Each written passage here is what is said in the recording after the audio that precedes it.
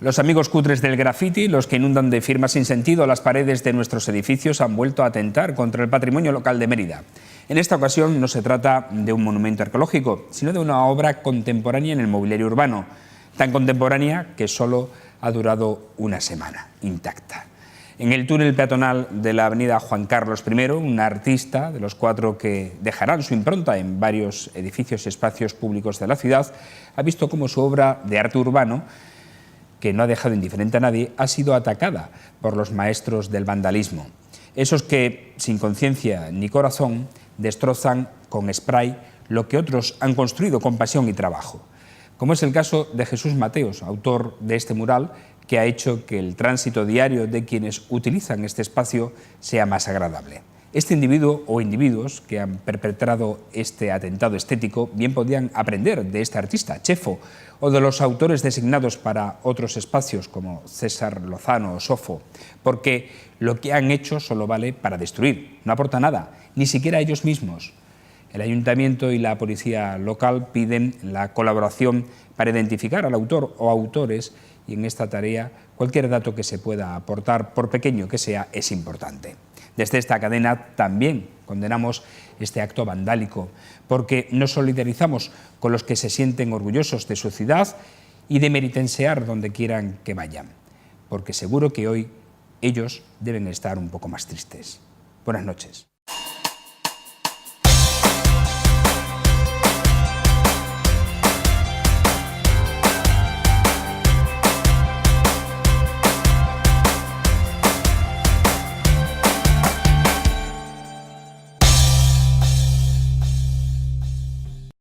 Bienvenidos a esta edición de La Picota en Televisión Extremeña, a esta edición número 867. Es viernes, cerramos la semana justo antes del puente, de uno de los puentes importantes para la capital extremeña, que celebra la festividad de su mártir y se une a 2 días también festivos nacionales, como son el Día de la Constitución y el Día de la Inmaculada. Hoy vamos en nuestra Picota a entrevistar y a tener con nosotros como picotero al alcalde de Mérida, Antonio Rodríguez Osuna. Buenas noches, ¿cómo está? Buenas noches. ¿Qué tal? Bien, muy bien, con mucha actividad, pero bueno, deseando ya también que este fin de semana hay distintos eventos en la ciudad, ya empieza la programación navideña, como aquel que dice, así que bueno, deseando también compartir momentos con amigos que normalmente por la tarea institucional no tengo oportunidad de tenerlo. Nos acompañan también en esta picota Irene Torres, ¿cómo está? Buenas noches, hola, como siempre. noches. Hola. Encantada de participar. Y Abel Hernández, buenas noches, ¿qué tal? ¿Cómo estás? Bien, encantado de tener a un picotero ahora así compañero, porque ha sido carnavalero, ahora también se llama picotero, es decir, que es algo que me parece bien. Se verá en la tele que yo estoy un nivel un poco más bajo que él, pero encantado de tenerlo al lado. Bueno, en primer lugar, el Ayuntamiento condena evidentemente este acto vandálico que se ha producido pues justamente a la semana de prácticamente finalizarse, ¿no? Sí, porque además no es un acto vandálico al uso, ¿no? Es decir, en Mérida salían los índices de criminalidad el otro día abajo un 0,8%, es decir, es una ciudad segura, es una ciudad en la que no hay muchos actos vandálicos, sinceramente, alguna quema de contenedor ocasional en algún fin de semana y alguna rotura de algún mobiliario, pero es decir, es una ciudad tranquila y segura. Yo creo que es una ciudad cómoda para vivir y es una ciudad además tolerante, como lo demuestran la cantidad de organizaciones, de partidos, de vecinos que participan en numerosos eventos y colectivos sociales, ¿no? Este acto vandálico yo creo que tiene una intencionalidad, ¿no? Y yo lo decías tú bien en tu presentación, que es la de destruir arte, ¿no? Nosotros pensamos, y durante esta legislatura se ha hablado mucho de recuperar espacios que quedan inertes en la ciudad, que algunos de ellos son de difícil arreglo, y una solución plástica y bonita era pues poder poner murales en determinadas zonas, ¿no? Hay 4 murales ahora, ya se pusieron otros 4 anteriormente a través de la ECI en distintas zonas de la ciudad, en la Casa de la Cultura Antigua, en el polideportivo del polígono Nueva Ciudad, que está anexo al local de la Asociación de Vecinos, y están bien, nadie les ha hecho nada, ha sido exclusivamente a en el tramo de San Luis. Yo creo que es importante que concienciemos a la gente de que al final eso ha costado un dinero. decir, los artistas son artistas plásticos y cobran dinero, ¿no? Como el que pinta una fachada en una casa o el que pinta por dentro de un domicilio, y al final es dinero público el que está estropeando a alguien simplemente por el hecho de querer dañar a la ciudad, ¿no? No es dinero del gobierno, no es dinero del alcalde, no es dinero de... es dinero de todos y todas, y por tanto tenemos que concienciarnos. Esto viene a colación también con los que fomentan el no respeto a las normas cívicas, los que tiran papeles al suelo, etcétera. Yo cada vez que puedo pongo el mismo ejemplo, ¿no? Hay ciudades en el mundo que no tienen papeleras, ¿no?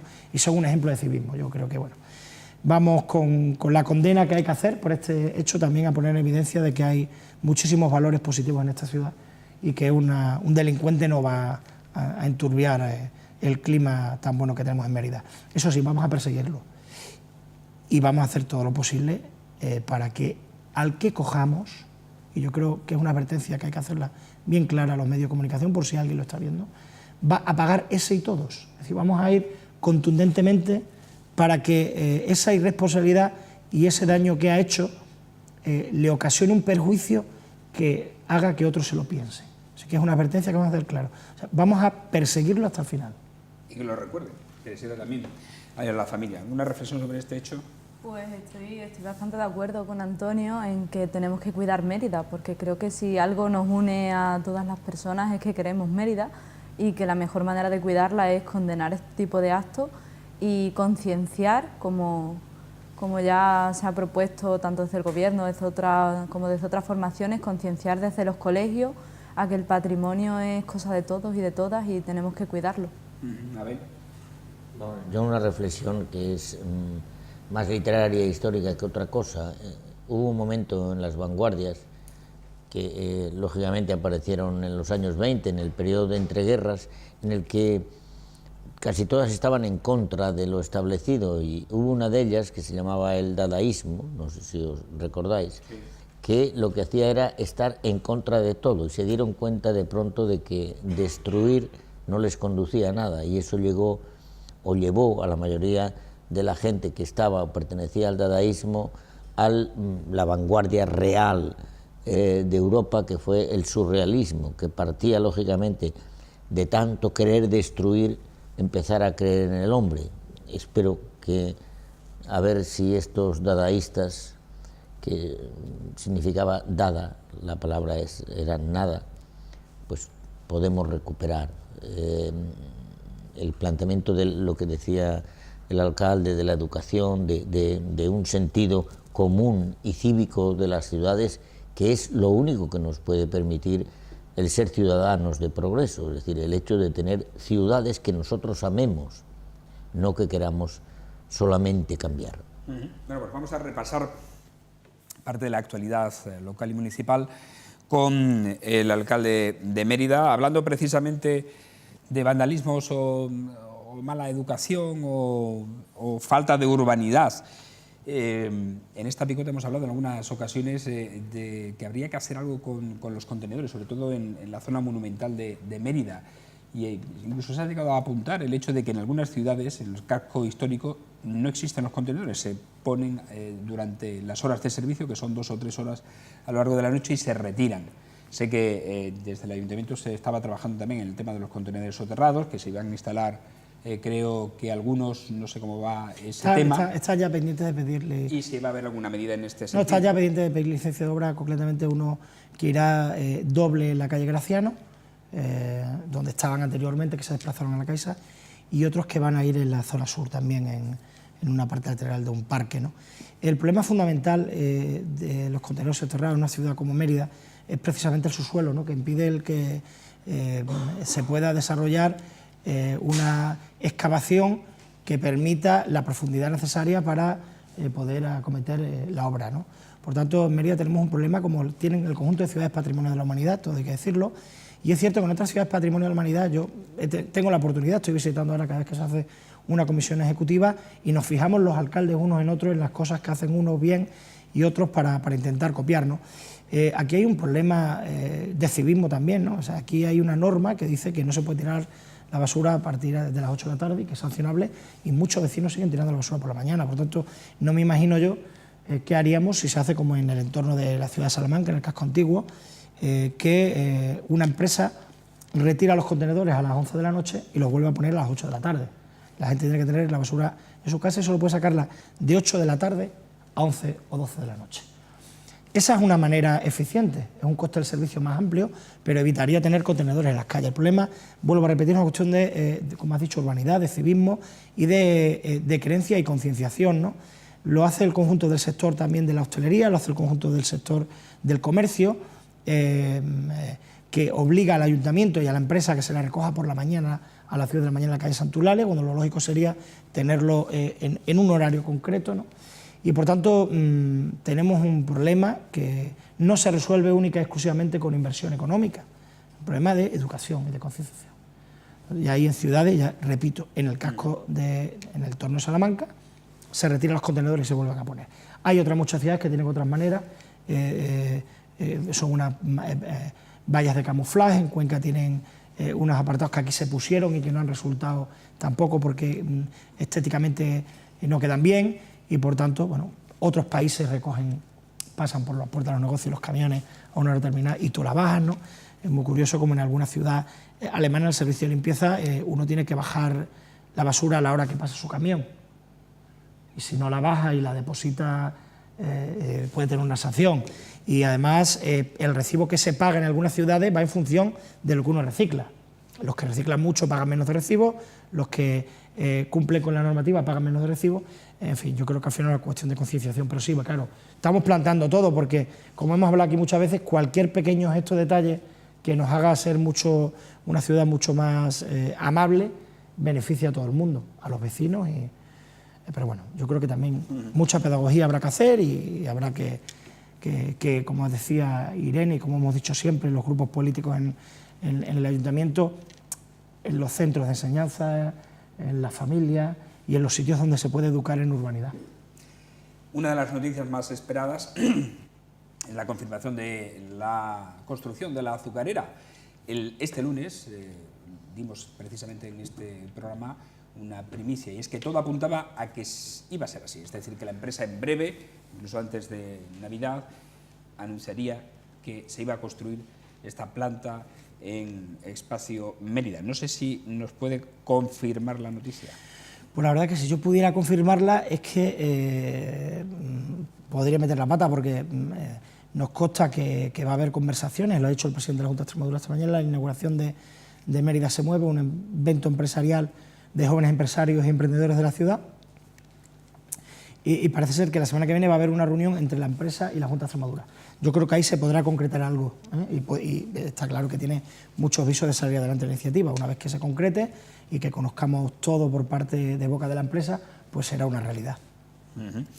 Otra cuestión, lo ha anunciado la semana pasada también, el contrato de Bectalia, ya se ha alcanzado el acuerdo final con la empresa. ¿Cuándo empezará el calendario a cumplirse de la modificación del convenio? El 1 de octubre, en torno al 1 de octubre, puede ser unos días antes, unos días después, empezarán las nuevas paradas, las nuevas líneas, los nuevos... 1 de octubre de 2019. Sí, no, de enero. De enero. Me parecía un poco lejano. Se me ha ido. Estoy pensando en otra cosa que... El 1 de enero de este año, de 2019, empiezan las líneas nuevas. Hay que decir que son prácticamente más de 200.000 kilómetros los que vienen al servicio. Hay que decir que ha habido un trabajo muy consensuado por parte de los grupos municipales, de los que han querido colaborar, lógicamente, como son Mérida Participa y Izquierda Unida, que han sido conscientes del drama que suponía este contrato que había dejado el Partido Popular en magnífica herencia a la ciudad de Mérida y, por tanto, ya se ha procedido al acuerdo, ya se ha firmado y estamos ahora mismo en la previsión de tiempos para que los ciudadanos lo conozcan de primera mano. Vamos a darle información, por supuesto, a los grupos políticos una vez que tengamos exactamente paradas, líneas, frecuencia horaria, fines de semana, nuevos barrios donde llega. Primero se lo diremos a los grupos y luego, por supuesto, bucearemos por toda la ciudad. En fin, para que cuando entre el servicio el día 1 entre de una manera perfecta, no como se han estado haciendo por parte de la empresa, cumpliendo un contrato. Aquí no hay que cargar las tintas sobre la empresa.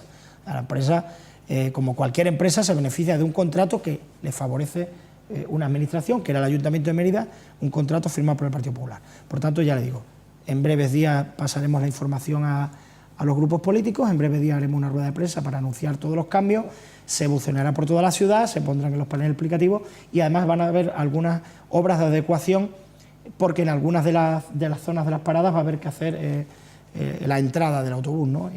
y alguna marquesina, en fin. Vamos a intentar que el 1 de enero sea una entrada en vigor del nuevo servicio de transporte público de Mérida, pero por completo. Por cierto, no quiero dejar de decirlo, ha sido un trabajo muy difícil, en el que ha habido que poner encima de la mesa la ruptura del contrato para poder llegar a un acuerdo de negociación. Esto no ha sido fácil, lo saben los grupos de la oposición, no ha sido nada fácil, entre otras cosas porque la empresa tenía un contrato en vigor y tenía derecho a no modificarlo. Así que, si, como todo parece ser, el 1 de enero va a empezar este nuevo servicio, habrá que agradecer desde luego al gobierno de este ayuntamiento y a los grupos políticos que han querido colaborar con este gobierno en que esto sea una realidad. Y desde luego no a los que crearon el problema, que todavía han tenido la poca delicadeza de estar faltando el respeto a la opinión pública de los vecinos con auténticas barbaridades que han dicho sobre el contrato que ha perjudicado tanto a la ciudad de Mérida. Este contrato formaba parte del acuerdo también de presupuestos que había firmado el equipo de gobierno con Podemos, con Mérida Participa y con Izquierda Unida. Por cierto, sobre Izquierda Unida, ayer tuvimos aquí a Álvaro Vázquez y bueno, ha vuelto a impugnar una nueva base del plan de empleo, en este caso de experiencia, lleva impugnar todas las bases que durante esta legislatura se han convocado. Yo creo ¿Cómo que... es la relación? No, ahí tenemos una relación, el problema es que tiene una fijación, además una desinformación permanente, es decir, el que en una publicación aparezca un dato o no un dato que es estrictamente personal o no sobre el tiempo que lleva uno en desempleo, sobre unos baremos que son muy personales y objetivos de la familia y que él quiere que aparezcan en un listado que se publica, es un problema exclusivamente de Izquierda Unida. Esto es muy sencillo. El SESPE selecciona, nosotros hacemos una oferta y decimos queremos X puestos que nos faltan, trabajadores sociales, peones, pintores, etc. El SESPE nos manda una lista de 4 o 5 personas por puesto y nos la manda ordenada en función de primero, menores de 25 años que nunca han trabajado, segundo, mayores de 55 años que lleven más tiempo en desempleo y tercer grupo, resto de grupos de edad en función de tiempo en desempleo o falta de experiencia. Hay una cosa que debe saber Izquierda Unida y el resto de la oposición. Estos procedimientos luego los revisa el SESPE.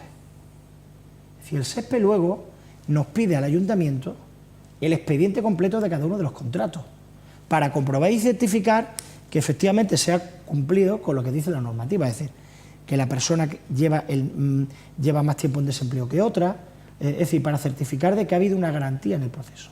De hecho, en alguna de las ocasiones, en el primero o el segundo plan de empleo social, hubo algún empleado que entró en el plan que falsificó la documentación a la hora de hacer la solicitud y el SESPE, cuando revisó el expediente, nos avisó y tuvimos que devolver 6.000 euros del total del global de la subvención. Y nosotros, por supuesto, tuvimos que despedir al trabajador por haber falsificado. Es decir, son procedimientos muy garantistas. Otra cosa es que usted quiera conocer un dato concreto sobre esos criterios de desempate. Pues va usted y se le enseña los papeles y punto. Y si no, tienen mi teléfono. Yo puedo presumir de algo, de que ninguno de los concejales de este ayuntamiento, cuando ha llamado al alcalde, por lo menos desde que yo soy alcalde, ha puesto en evidencia que quería conocer alguna información y yo se la he dado. Y por tanto, bueno, yo entiendo que también la oposición tiene que hacer oposición. Y yo soy de los que cree que la oposición legitima el poder y que la oposición es fundamental, porque nos corrige, nos ayuda, nos apoya y también nos sitúa en un momento determinado en la realidad de las cosas, por si alguno, sea alcalde o sea concejal, pierde la perspectiva de lo que es lo verdaderamente importante. Por También tanto, es cierto que la cercanía a las elecciones desvirtúa un poco también el lenguaje, tanto de Izquierda Unida por quizás determinar con el calificativo de cacicada este hecho, como por el Partido Socialista, que metió una nota de prensa descalificando también con palabras gruesas a Izquierda Unida. El lenguaje es importante, ¿no? El lenguaje es importante, pero la gente tiene derecho a ejercer la libertad de expresión y de opinión como considere oportuno. Luego ya los ciudadanos son suficientemente inteligentes para discernir quién tiene razón y quién no, ¿no? Lo que sí quiero decir una cosa, desterramos de esta ciudad de Mérida una televisión local que insultaba a la gente, un partido político que amenazaba a la gente por opinar y que además le decía a los medios lo que tenían que hacer y decir. Eso se desterró de la ciudad. Así que una vez que ha quedado desterrado eso y ese pasado del Partido Popular no ha vuelto ni va a volver, esto es una anécdota comparado con lo que se había en esta ciudad, y yo estoy orgulloso de que al menos tengamos capacidad de entendernos, de coger el teléfono y llamarlo. A mí me llaman los concejales de cualquier grupo político, les cojo el teléfono. Por tanto, bueno, no deja de ser, como bien has dicho, que la gente tiene que hacer oposición y los partidos tienen que... Esto es una anécdota para lo que se están diciendo en Madrid o en Andalucía. Lo que están diciendo en Andalucía es de vergüenza, por ejemplo, ¿no? Entre los partidos políticos, todos. Hay un ambiente ciertamente de crispación, yo además lo he dicho en alguna editorial en este programa. Volviendo un momento a los contratos de externalización que tiene el Ayuntamiento, se ha resuelto el de Bectalia, ¿se va a hacer lo mismo con el de limpieza o iluminación? El contrato de iluminación, el Ayuntamiento ha hecho un análisis exhaustivo del contrato y es un buen contrato. Un buen contrato en el sentido de que ahorra un coste importante de iluminación y tiene una obligación de renovar todas las luminarias cumpliendo con los objetivos que se plantean en una ciudad que pretende ser moderna y eficiente, ¿no?, energéticamente hablando. Por tanto, el que sí tenemos interés e intención de modificar es el del contrato de la limpieza.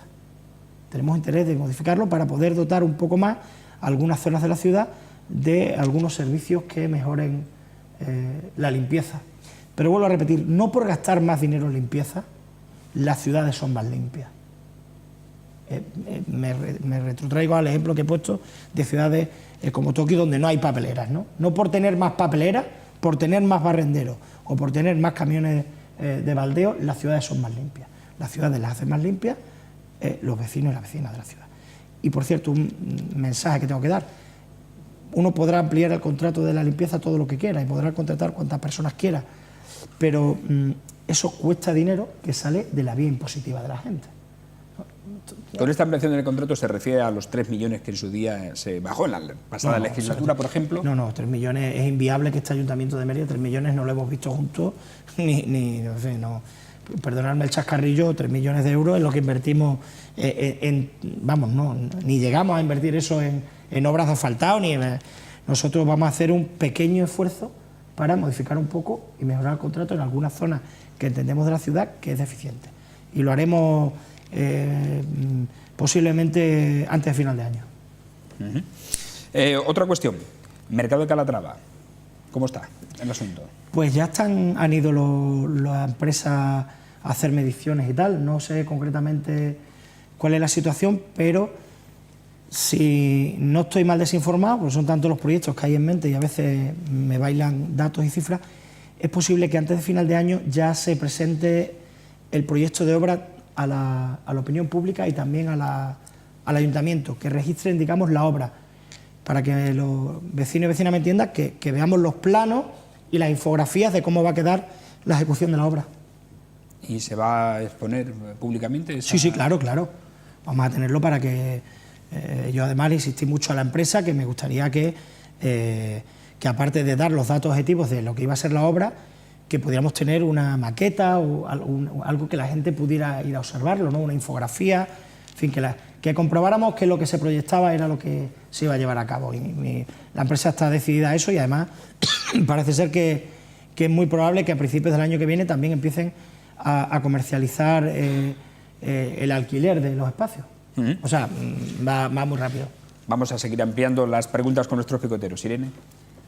Pues es verdad que hay cuestiones de las que habla Antonio en las que estamos de acuerdo y otros que sabe que no. Con el tema de los planes de empleo, creo que si esta legislatura algo va a destacar negativamente del gobierno es la delegada de personal. Creo que está claro que no solo se denuncia por denunciar, nosotros hay planes de empleo que no hemos denunciado, pero ha habido otros que hemos tenido que denunciar, que impugnar, incluso que participar en las bases, que hay veces que se nos ha escuchado por parte de la delegada y otras que no, y es cierto que igual que en otras cuestiones hay mucho diálogo y es muy fácil hablar con el gobierno, hay temas y personas con las que puede resultar más difícil. Y bueno, creo que el empleo es una de las cuestiones más importantes para una ciudad y a lo mejor habría que haber cuidado un poquito más el cómo nos relacionamos con las ciudadanas y los ciudadanos, ya que es verdad que con el plan Experiencia nosotros como grupo de oposición hemos recibido por lo menos 10 quejas. Y me refiero como grupo de oposición, no quiero pensar las que hayan podido recibir como grupo de gobierno, ¿no? Y sí es cierto que creo que eso es importante cuidarlo un poquito más, porque al final así es como la gente recupera esa confianza en las instituciones. Hace poquito escribí un artículo que se llamaba, junto con Ramón, acercar la política a la gente, y creo que la confianza es lo que también acerca la política a todas las personas que nos ven, que quieren que seamos igual que ellos, pero también quieren que les escuchemos y sepamos resolver los problemas que plantean. Bueno, reinterpreto yo entonces la pregunta, alcalde. Ayer Álvaro Vázquez también dijo algo parecido, bueno, sobre la concejala. A mí me parece muy injusto, muy injusto. Me parece inmensamente injusto porque parte de las críticas que se le realizan a la delegada de personal responden más a una cuestión personal que de su eficiencia en el trabajo. Si responden única y exclusivamente a que la delegada en un momento, frente a determinadas insinuaciones, pues su temperamento le haga dar unas respuestas inapropiadas. Pero el que uno dé una respuesta inapropiada frente a una falsa insinuación no significa que su trabajo no esté bien hecho. Su trabajo está perfectamente hecho. El trabajo está perfectamente hecho.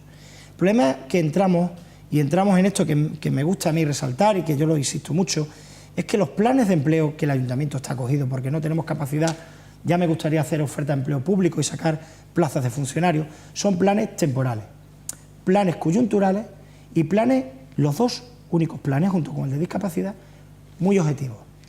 Uno, plan de empleo social para personas en riesgo de exclusión social, y otro para personas que no tienen experiencia. Y resulta que se presentan 2.000 personas, porque Mérida tiene 6.594 desempleados. Entonces, cuando se presentan 2.000 personas, es muy fácil jugar políticamente con las tripas de la gente. Es muy sencillo. Yo recibo en mi despacho a mucha gente que viene y me cuenta, es que me he enterado por la calle que esta persona ha entrado y no tiene el tiempo en desempleo. Y luego yo pido la documentación, cada vez que le digo a alguien, digo, dígame usted nombre y apellido de la gente, y es mentira.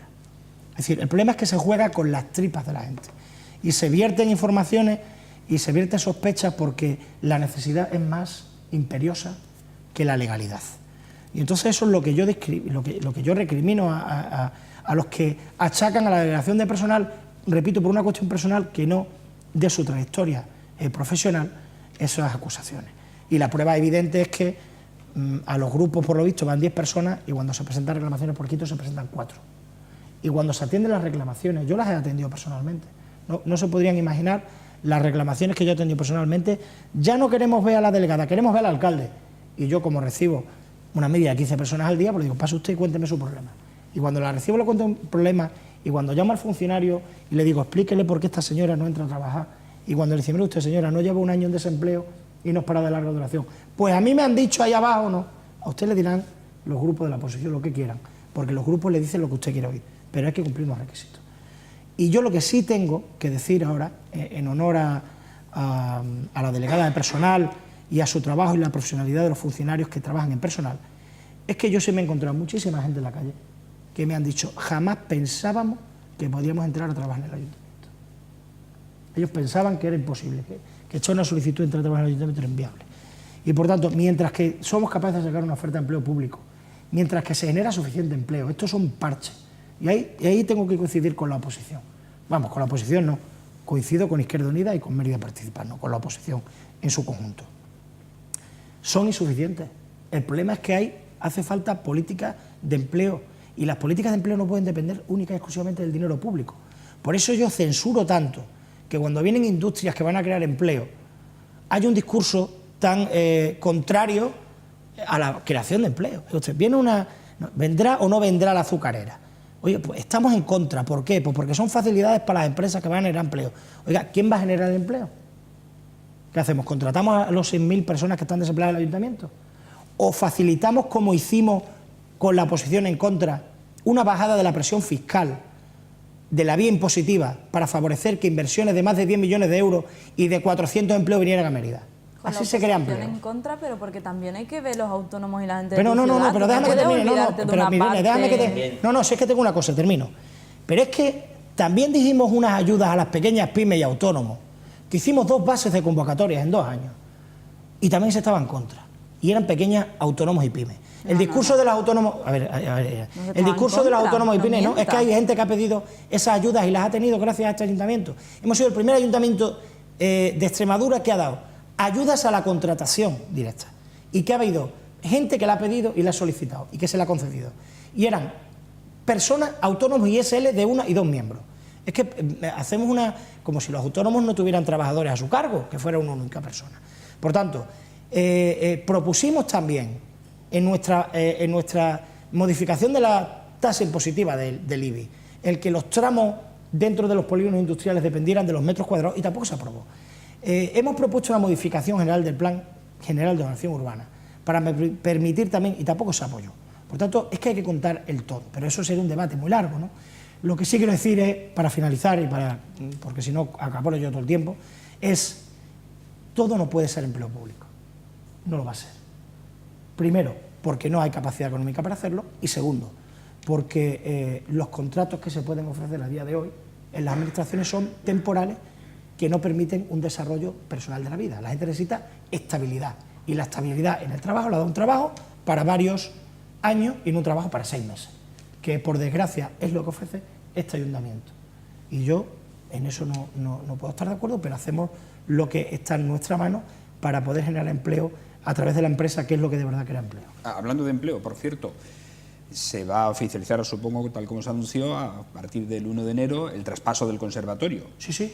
Esas plazas que ocupan ahora mismo los docentes del conservatorio se amortizarán, se van a sustituir por otras plazas con las que pueda contratar el ayuntamiento en otras áreas municipales. Pues ya lo anunciaremos. Lo anunciaremos, evidentemente. O sea, que sí. No, que sí, yo no he dicho que ya anunciaremos, ¿no? Ya anunciaremos porque a nosotros nos hace falta mucha policía local, nos hace falta mucha... Lo digo porque la mayor parte de la plantilla de la policía local entró en el momento en el que se crea la administración local, y por tanto son personas ya que pasan una gran parte de la plantilla de los 50 años, muchos entran en segunda actividad, y por tanto ya veremos. Lo que sí hay una cosa que me la recuerdas con el conservatorio, es que en esta legislatura vamos a hacer realidad proyectos que llevan 20 años. Esa es una realidad. El conservatorio va a pasar a las manos de la Junta de Extremadura. El mercado de Calatrava va a tener actividad económica y va a generar empleo. Los kioscos de la Plaza España, también contra la opinión de muchos, se modernizaron y no eliminaron empleo, sino que duplicaron las empresas, porque los que estaban se fueron a montar las empresas en otro sitio, y estos que están ahora han generado empleo. El Teatro Cine María Luisa va a ser una realidad, y está ya siéndolo, en la modificación de la obra. El desdoblamiento del polígono El Prado, el asfaltado por primera vez del polígono industrial El Prado en 30 años. Por tanto, lo que yo quiero poner de relieve es que, sin tener la capacidad económica de este ayuntamiento, a pesar de haber bajado más de 27 millones de euros la deuda, a pesar de todo esto, hemos conseguido hacer hitos históricos en la ciudad, y yo creo que eso en la balanza de la legislatura habrá que ponerlo también como el esfuerzo de un gobierno que, sin tener mayoría absoluta y teniendo en determinadas ocasiones un bloque institucional, ha sido capaz de sacar adelante muchos proyectos con mucho esfuerzo. Abel. Vamos a ver, sin querer entrar en el debate si los grupos parlamentarios, lo que sí creo es que el tema de las ofertas de empleo siempre es lo más criticable, porque uno se encuentra por la calle con gente que dice que a uno le han dicho que el otro tiene menos puntos, que tiene... Yo creo que ahí es donde encuentro barrio bajero, y perdónenme la expresión, con las críticas, cuando el que alguien te vaya a contar a ti una cosa y se utilice como arma arrojadiza política, no debe hacerse, porque estamos hablando de empleos que, lógicamente, a través de planes fomenta la administración, que es poner dinero público. Imaginemos que alguien dice, bueno, ¿y por qué lo tengo que poner en esto y no en invertir en tales empresas de autónomos? Pues también podría ser esa crítica.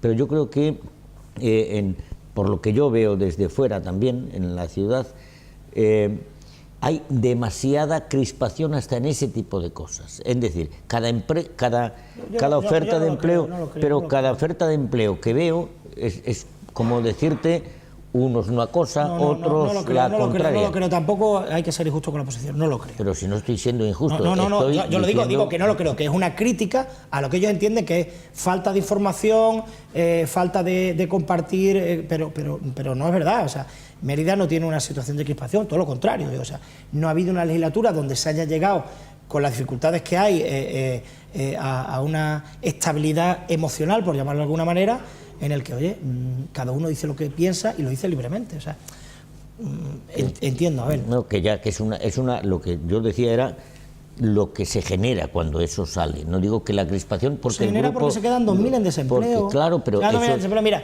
yo he tenido que aguantar, bueno, el otro día aquí, estas afirmaciones de sí, el primo de alguno y tal,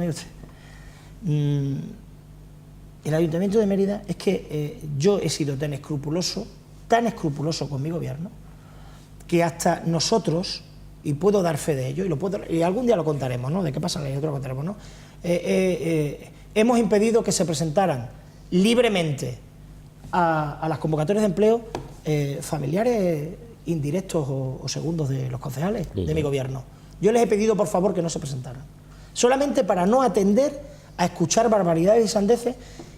Estamos limitando la libertad individual de nuestras familias para no tener que escuchar de la oposición lo que escuchamos a veces. Y cambiando de tema, alcalde, una cosa que yo siempre digo en esta picota, es decir, ¿para cuándo la decencia no me refiero personal, la decencia de un montón de edificios, como pongo la calle John Lennon, que la pongo siempre, que uno va pasando por esa calle y eso es absolutamente vergonzante, y eso no cuesta nada.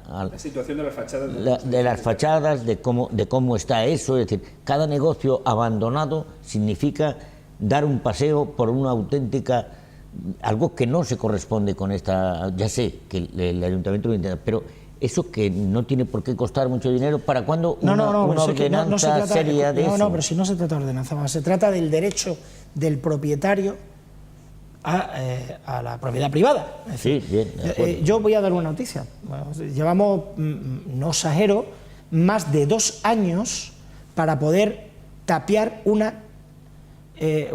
local comercial de Marquesa de Pinares. El otro día me han dicho que estamos a punto de obtener una resolución judicial. Famoso local que hay en Marquesa de Pinares. Sí, que produce malos olores, que está se produce que la gente tira basura dentro. O sea, es que, oiga, la culpa es del local o del que tira la basura. Pero bueno, quiere decir, prácticamente 2 años para tener una autorización judicial. Es que yo no puedo ir a pintar la casa de uno, que puedo ir a la cárcel, que el dinero público no se puede utilizar por mucho que, salvo que tengas una resolución, vamos a tenerla. El otro día me dijo el director de urbanismo, que le llevo insistiendo desde hace 2 años, igual eso que en muchos locales de la calle John Lennon o que en muchas zonas de la ciudad, por ejemplo, como los solares. Estos solares tan famosos que quedan en el centro de la ciudad, por ejemplo, en Juan Cané, todos esos locales tienen una particularidad, es un suelo urbano no consolidado, ¿vale? Bueno, pues en la ficha del plan, la obligación de esos empresarios en el plan general de ciudad urbana es única y exclusivamente tenerlos vallados, no tienen que tener ninguna obligación, ni siquiera de desbroce. Por eso, cuando nosotros planteamos una modificación del plan, era para, entre otras cosas, empezar en ese plan general de ordenación urbana a obligarles a que o consolidan el suelo urbano o tienen sanciones económicas. Porque hay solares que llevan 12 años vacíos. Eso no pasa en ninguna ciudad. Y para eso hay que modificar el plan general de ordenación urbana. Esta legislatura ha sido imposible. Además, he escuchado una descalificación bastante irrisoria y permítanme la expresión de desconocimiento e ignorancia del portavoz de Izquierda Unida. Iban a hacer un chau chau del plan, no. Íbamos a hacer una modificación integral del plan general de ordenación urbana que lleva 20 años y que Pérez Garrido lo conoce bien, que es uno de los picoteros, que lleva 20 años porque él fue uno de los impulsores. Y es un plan que con los nuevos crecimientos de las urbanizaciones tenemos que modificar para obligar a la gente, para obligar a alguien a que haga algo, tenemos que poner normas. Y para crear una norma tenemos que tener una mayoría suficiente para crear la norma. Y esto ya lo explicamos en un pleno a principio de la legislatura. Y perdimos una subvención de 400.000 euros de la Junta de Extremadura para modificar el plan general de ordenación urbana, primero porque el Partido Popular, sabiendo que era bueno para Mérida, se opuso porque era un gobierno del PSOE, y porque los otros grupos de la oposición especularon con que la idea nuestra era para otras no sé qué intenciones terceras, y lo dijeron. Y por tanto, esos suelos urbanos que hay ahí, que sepa la gente que seguirán así hasta que haya una modificación en el plan de ordenación urbana, porque no tenemos capacidad legal ni potestad para intervenir dentro de una propiedad privada. Y ya está. Y en las fachadas, alcalde, porque por ejemplo en la calle Las Cava, fachadas, en la calle Puente hay casas que están la fachada, mira, la medio fachada, derruidas. estamos, por ejemplo, hay una casa que ya hay un expediente de derribo y que estamos pendientes de las autorizaciones. Hay un problema ante la propiedad, que es la que está en la esquina del Suárez Somonte. Sí, que hemos referido aquí, además. El expediente de derribo está hecho hace 4 meses, hace no sé cuánto tiempo. No se derriba, nosotros hemos tenido que vaya, tenemos una situación, no porque no queramos, oiga usted, que yo voy con una máquina y le doy, que ahí hay unos propietarios, yo tengo que tener una orden judicial para tirar algo, que esto no es, perdóneme la expresión, una dictadura sudamericana o de cualquier otro país o oriental, es decir, que hay una normativa. Ya me gustaría a mí coger y llamar al encargado de obras, oye, cógete la máquina y derriba el edificio, cógete un bote de pintura y pinta la fachada. Ojalá pudiera el ayuntamiento, y lo hace sancionando. Tenemos, el concejal lo dijo el otro día en el pleno, no sé si una barbaridad, más de 50 expedientes de sanciones administrativas de pintura, de fachadas y de desbroce. ¿Y son efectivas? ¿Las pagan? Pero no se hacen, no se No, actúa. pagan la denuncia, nosotros la denuncia. En algunos casos vamos hasta la vía de ejecución de poder pintarla, pero luego hay otro problema. La crisis económica se ha llevado por delante propietarios. Hay muchos que son de herederos de terceros, donde ya la propiedad está muy atomizada. Son 50 propietarios. Hay muchas casas que cuando hemos ido a dirigir una carta a un propietario no teníamos cómo localizar la propiedad en el registro de la propiedad de 40. Entonces, bueno, en fin. Yo creo que es verdad que eso hay que obligarlo, y para obligarlo por ley necesitamos una modificación general del Plan General de Acción Urbana. Bueno, tenemos casos también en la misma plaza de España, el edificio del Palacio de la China se ha caído ya varias ocasiones, pináculos, vamos a etcétera. tener la suerte de que ya han comprado ese edificio, ya va a haber... Eso le iba a preguntar, ¿tiene noticias de qué se va a hacer ahí? Porque No tengo noticia de qué se va a hacer, pero sé que le han comprado ya unos... eso estaba en el juzgado, ya le han comprado unos propietarios y es el único edificio que queda por remodelar de la Plaza España. La verdad es que ha quedado muy decente toda la plaza, y yo espero que en breve se ponga en marcha una nueva iniciativa empresarial junto con la que está al lado, que también van a ser de restauración y apartamentos turísticos. Bueno, yo al menos la noticia que han llegado hasta esta casa es que la mitad, porque ese edificio pertenece a 2x20. Sí, es así. La mitad, Es así. pues posiblemente pueda ser un hotel. No Pueda lo sé. ser. En cualquier caso, Lo desconozco. el tiempo lo dirá, y es una iniciativa privada. Irene. Bueno, también por cambiar un poco de tema, sí que, bueno, yo creo que ha habido un debate este año bastante importante y años anteriores en Mérida, que es el camalote, y que ya sabemos que ahora va a haber más efectivos, tal. Sí que me gustaría saber concretamente qué opinas de la última noticia de la venta del camalote, porque creo que es una cuestión que las emeritenses también tienen que ponerse en contra, porque al final no dejas de estar mercadeando con algo que lo que va a conseguir es que haya gente que quiera que ese negocio prolifere. Entonces no sé si una condena de nuestro alcalde puede ser suficiente para que las emeritenses también formen parte. Estoy totalmente de acuerdo, ya lo dije, de hecho. O sea, yo de todas maneras creo que eso fue un globo sonda, ¿no? O sea, No. La Confederación lanza globos sonda, lleva lanzando globos sonda. No, es que está hecho. No, ha licitado la recogida. No, y la venta. No, la venta no ha Sí. licitado aún no ha salido ninguna licitación de nada. Que no ha salido ninguna licitación. Es que la última vez que he hablado con el presidente de la Confederación, eso ha sido hoy para otro tema de la obra del desdoblamiento del río. Lo que pretenden es vender la planta, sacar una licitación continua de la planta, ¿vale? Pero es que aún ni siquiera hay ningún estudio científico que diga que la aplicación de esa venta de la planta se puede usar en lo que pretenden, que es en cosméticos y en alguna otra cosa. En cualquier caso, lo importante, que es a lo que me aludíais, ¿no? Pero salió una noticia, perdón, alcalde, hace unas semanas de que la Confederación sacaba a licitación la venta del camalote para biomasa, para alimentar, o sea, para energía, Bueno, para empresas. No tengo yo conocimiento de que haya ninguna licitación por parte de la Confederación. No lo tengo. En cualquier caso... Pues salió, y además dividido en dos paquetes. No, yo creo que lo que fue un comentario, pero yo creo que no. yo no sé, tengo entendido, en cualquier caso se verá. Está claro que nosotros estamos en contra. Es decir, el problema de la planta del camalote es su erradicación, no su producción. Lo que no vamos a tener es un huerto, ¿no?, en el río. Claro. Porque es que eso sería ilógico, y me extraña muchísimo que nadie del Gobierno de España, ni de la Junta de Extremadura, ni de la delegación del Gobierno, ni de nadie absolutamente haya censurado eso, porque todos coincidimos, y esto lo he hablado yo con la consejera, ¿no? Es una auténtica barbaridad.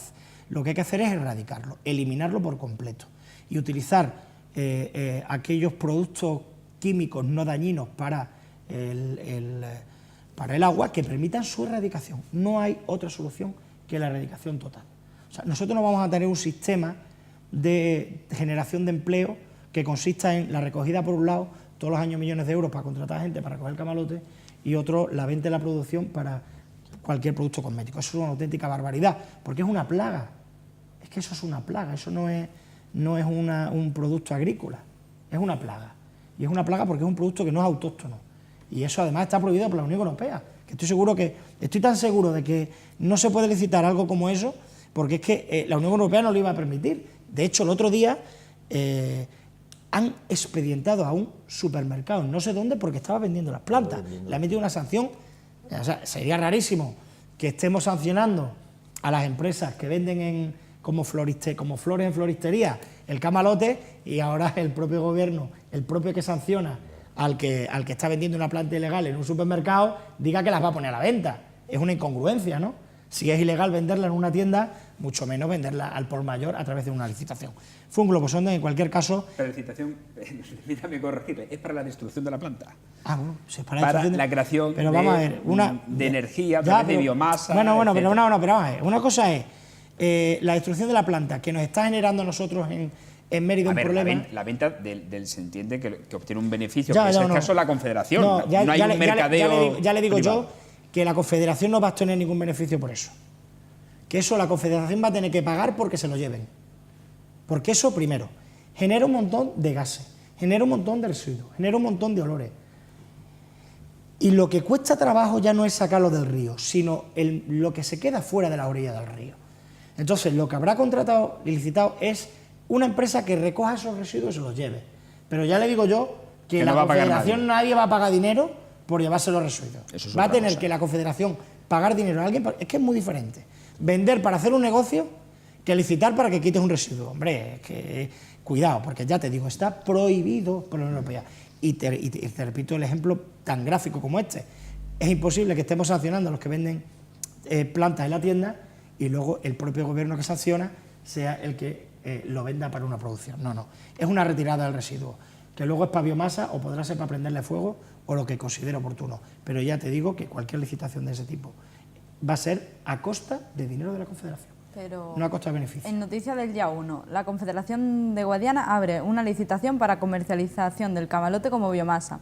La Unión Europea ha concedido una autorización especial para que determinadas empresas puedan retirar el jacinto de agua. Pero que la noticia de los medios, mira, si tenemos que crearnos, los medios tienen una velocidad de información que recuerdo lo de la información con lo del tema del cine, es que se dijeron cantidad de barbaridades y contradictorias ante los distintos medios. Los medios no es la Biblia, digamos, ni la Biblia ni es el... Pero que preguntamos porque hay un precedente, no preguntamos pero que te lo vuelvo a bajo repetir. ninguna premisa. Claro, que te lo voy a repetir. El titular seguramente cuando uno lee la noticia no es lo mismo, o sea, del titular a la noticia es diferente. O sea, lo que va a pagar la Confederación es porque retiren el residuo.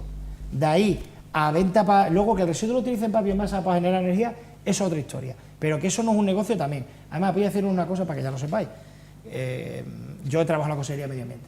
O sea, la cantidad de toneladas que hay que generar para poder tener suficiente potencia calorífica, para que eso sea rentable, no habría ni con el río Amazonas. No sé si me estoy explicando. O sea, que eso no va a ser jamás, eso es otra noticia fake, otro bulo que se mete en la Confederación. Es imposible, ya te digo, imposible. Para generar biomasa, si es que hay empresas de biomasa que han tenido que cerrar porque no han encontrado capacidad de obtener residuos suficientes. Por tanto, la cantidad de residuos que se generan en el río no dan negocio, no dan volumen de negocio.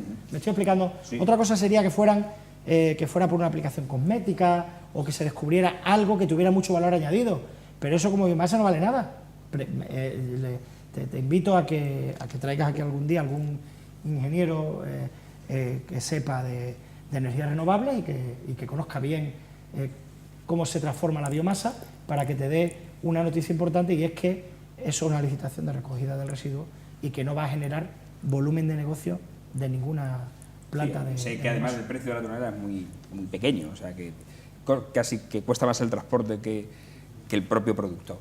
En cualquier caso, ya de manera telegráfica, porque estamos agotando nuestro tiempo, ayer conocimos que se va a incorporar un centenar más de efectivos, hablando del camalote, a la lucha contra el camalote por parte de la Confederación Hidrográfica de Guyana. Buena noticia. ¿A Mérida en qué le toca? ¿O cuándo vendrán? ¿Sabe, ya que ha estado hablando con el presidente de Confederación? Pues he estado hablando esta mañana por otro motivo, pero ya me consta que están contratando a muchísima gente en la ciudad de Mérida y en otras ciudades de Extremadura, lógicamente, porque la empresa que lo está realizando es la empresa Traxa, y me consta que se incorporarán inmediatamente. No sé si me dijeron que para empezar a trabajar no sé qué día, ¿no? Es decir, es una incorporación inmediata. La UME está aquí, a pesar de que muchos no lo vieron, pues yo creo que es un dispositivo del Ejército que cuando no está haciendo nada, si hubiera otras necesidades perentorias, pero es un cuerpo creado que para estar en el cuartel pues está recogiendo camalote, ¿no? Porque el camalote no deja de ser una catástrofe natural. La unidad militar de emergencia creada por el gobierno de José Luis Rodríguez Zapatero y por la ministra Carmen Chacón fue precisamente una unidad militar que luchaba contra las catástrofes naturales, y la invasión de una plaga no deja de ser una catástrofe. Por tanto, por eso planteamos nosotros que viniera la UME frente a todos los grupos políticos, y por eso la UME está hoy trabajando. Y por eso pedimos a la Confederación que sacara una contratación de efectivos suficiente para limpiar el río, y por eso hoy hemos conocido que ya se están contratando a la gente para limpiar el río. Estamos con el tema de los presupuestos generales de la Comunidad Autónoma de Extremadura. Ha decaído la enmienda a la totalidad que presentó el Partido Popular. En caso de que no obtuviera el apoyo, en este caso de Podemos, creo que es la única propuesta que hay para que salga adelante ya vía enmiendas parciales, ¿cómo le afectaría a la ciudad de Mérida?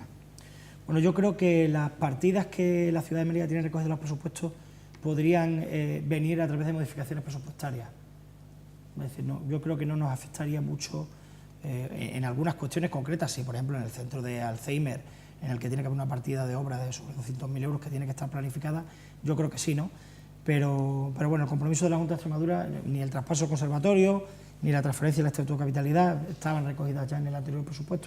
Serán pequeñas cuestiones las que puedan afectarnos, ¿no? Pero también hay un trámite de una tramitación de enmiendas parciales, ¿no? Donde uno puede no aprobar el proyecto global del presupuesto, pero sí aprobar las modificaciones de crédito en enmiendas parciales, y donde se consensúan y se negocian muchas. Ha dado a veces la casualidad, y yo he estado en el Parlamento, de que un grupo político de la oposición ha rechazado el presupuesto y luego resulta que a través de enmiendas parciales casi que aprueba el 95% del presupuesto. Por tanto, yo espero que no afecte mucho, porque las cuestiones que Mérida pide son muy lógicas, son muy necesarias, y yo creo que se acordarán, ¿no? en ese trámite de enmiendas parciales, ¿no? No hay ninguna cosa que salte de ojo, que pueda llamar la atención, que pueda ser injusta, y por tanto, bueno, yo creo que el debate fundamental en la Asamblea estaba con respecto a un plan de empleo o algo así, un plan especial de empleo que pedía Podemos, y por tanto, bueno, si no llegan a ese acuerdo, pero en el resto del presupuesto hay muchas cosas en las que acordar. Es decir, nosotros hemos acordado un presupuesto en Mérida, y lo recuerdo ahora, en el mes de junio o julio, con Mérida Participa y con Izquierda Unida, en la que ellos con la abstención favorecieron un presupuesto en la que llegamos a unos acuerdos para favorecer esa abstención. Ellos no estaban de acuerdo con el 100% del presupuesto o con el 100% de la filosofía del presupuesto, pero siempre se puede llegar a acuerdos en lo importante, ¿no? La lucha contra la exclusión social, el favorecimiento de la actividad cultural, el arreglo de los transportes urbanos, el asentamiento de nuevas instalaciones deportivas, las nuevas becas para jóvenes deportistas. Hay un montón de cosas que están colgadas en la página web del Ayuntamiento, que fueron fruto del acuerdo entre el Gobierno municipal del PSOE y Izquierda Unida y Mérida Participa, que sí se llegaron a acuerdos. Por tanto, yo tengo esperanza en que el que no haya un acuerdo al conjunto del presupuesto no desvirtúe cuestiones que están recogidas para la ciudad de Mérida. Irene, muy rápido. Bueno, yo creo que podemos asegurar que aunque no haya un acuerdo, en Mérida no se va a ver perjudicada, ¿no? Creo que es algo que todos los grupos y todas las personas que estamos aquí podemos asegurar, porque al final las propuestas que hay para Mérida, creo que casi todas, bueno, puede haber una o dos que no, pero casi todas forman parte del consenso, y incluso aunque no hubiese un acuerdo se llevarían a cabo. Y además creo que, y en ese sentido, bueno, creo que todos estamos de acuerdo que no vale que solo se piense en Mérida el último año de legislatura por parte de la Junta, que durante 3 años ha sido un poco ha estado ahí un poco de la mano, y creo que ahora mismo que lo haga un año está bien, porque hay que pensar en Mérida, pero que para la próxima legislatura creo que es importante que todo el mundo exijamos a nuestros grupos políticos que de las ciudades no nos acordamos a un año de las elecciones, que todos los grupos, o sea, no es una cuestión de recriminar a un grupo, sino que todos los grupos hay que recordarles a nuestros partidos que de Mérida, porque estamos aquí, incluso de Cáceres tendrán que tirarle de las orejas para allá, ¿no? Pero que no se puede olvidar ninguna ciudad hasta que nos convenga y se empiezan a licitar cosas sin ton ni son en el último año para quedar bonito, por así decirlo, en un lenguaje muy coloquial. Estamos ya en campaña electoral. Lo bueno y lo malo, no lo sé, es que no tiene candidatos de momentos designados en la oposición para hacer frente en los próximos comicios locales. Es una cosa que le compete a los partidos políticos, ¿no? ¿Qué es lo que temería más? Un crecimiento, digo, de cara a un posible hipotético resultado electoral del 26 de mayo, una posible alineación entre el bloque de derechas, Ciudadanos, Partido Popular, que pudiese sumar para gobernar, aunque fuera en minoría, o un bloque de izquierda que se está intentando configurar entre Podemos e Izquierda Unida, con el que no pudiera entenderse en caso de revalidar el gobierno? Pues mire, lo que los ciudadanos quieran. Yo creo que la política, yo llegué a presentarme a la alcaldía teniendo claro que mi tiempo iba a ser el tiempo de los ciudadanos, que yo no iba a estar mirando a la gente por encima del hombro, y yo creo que lo demostré en estos 3 años. He sido un ciudadano más, yo lo decía, un vecino más, pero con una responsabilidad importante como la de alcalde. A mí no me van llamando don por la calle, en fin, la gente me conoce como Antonio o como alcalde, y por tanto lo que los ciudadanos quieran será lo que sea, y respeto perfecto a la democracia y a la composición de los grupos políticos. Yo no voy a ser el que diga, como otros partidos políticos de derechas, que cuando las alianzas de izquierda consiguen un gobierno está mal, pero cuando son las derechas está bien. Mire usted, que los ciudadanos decidan libremente lo que crean mejor. Lo que sí, hay una cosa que sí es evidente, y es que se haga pensando en Mérida, ¿no? En la ciudad de Mérida. Que la gente ponga sus candidatos y haga sus programas electorales pensando que es lo mejor para Mérida, porque siempre vamos a coincidir y ahí siempre nos vamos a encontrar, ¿no? No tengo, la verdad, ningún miedo a lo que hagan los partidos políticos democráticamente, porque tampoco me va la vida en ello.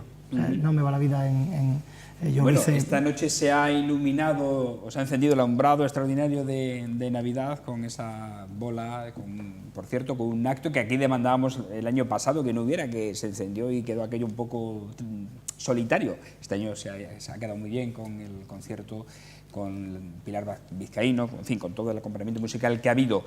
81 actividades navideñas durante este periodo. ¿Qué mensaje le daría a la ciudad de Mérida, a los emeritenses, en esta última entrevista que hacemos antes de final de año? Yo pedirles, como he pedido por una felicitación que les llegará, mucho ánimo y mucha esperanza, que es lo único que no se puede perder, porque es verdad que hemos pasado por unos momentos muy difíciles todos, ¿no? En las familias, en las casas, que la gente lo ha estado viviendo desde el año 2007, y que intente, con esta programación, que parte casi toda ella es gratuita y es abierta al público, pues poder salir a la calle, inhibirse y desocupar la memoria de los problemas cotidianos del día a día, y disfrutar en estos días para cargar las pilas y poder afrontar el nuevo año con mucho optimismo y perspectiva de futuro, ¿no? Yo tengo mucha ilusión en lo que va a venir a partir de ya, pero no la tengo para mí, la tengo porque yo creo que va a haber más gente que va a ser más feliz. Y bueno, que aprovechen esta programación, que también hay que decir que la han hecho numerosas asociaciones, ¿eh? Nosotros hemos puesto en un calendario todo lo que hace mucha gente, cofradías, asociaciones de vecinos. Es verdad que el ayuntamiento hace 10 o 15 empresas, conciertos. Es verdad que nosotros hemos puesto 10 o 15 actividades que promocionamos nosotros, pero hasta 81 es una implicación de toda la sociedad meritense, que está muy viva y que además va a hacer que estas Navidades haya pues mucha actividad para niños y para jóvenes. A mí me parece fenomenal, sobre todo la ayuda que se ha anunciado recientemente de alimentos perecederos para familias necesitadas en estas fechas tan importantes. Lo llevamos haciendo desde el principio de la legislatura, sí, por cierto. Y también se acordó en el acuerdo presupuestario el Fondo de Garantía Social, que se ampliara el Fondo de Garantía Social, que llegaran más contingencias comunes. Somos de los pocos ayuntamientos, de Extremadura el único, y de los pocos ayuntamientos de España que tienen una cobertura tan amplia de contingencias comunes. El problema es que nosotros no somos Madrid ni Barcelona, ni somos alcaldes de moda, ¿no? O gobiernos de moda, o o equipos o corporaciones de moda, pero yo creo que hay muchas cosas que somos ejemplos y que algún día espero que alguien se fije en nosotros. Bueno, nos vamos, no hay tiempo para más. Alcalde, gracias por estar aquí en esta picota y bueno, feliz puente de la Mártir. ¿Se queda aquí? ¿Se va? Voy a estar 2 días fuera, pero me quedo aquí en la procesión, yo emeritenseo, sí. Emeritensea. Sí. Bonita palabra, por cierto. Irene, hasta la próxima semana. Hasta la próxima. Y también a Abel Hernández, que se ha tenido que marchar y no puede estar acompañándonos hasta este final. A ustedes emplazarles una nueva edición del Picotas ya el próximo lunes en horario habitual y en las redes sociales donde, como siempre, le informaremos de todo lo que acontece en Crónica más próxima. Hasta entonces, feliz fin de semana. Buenas noches.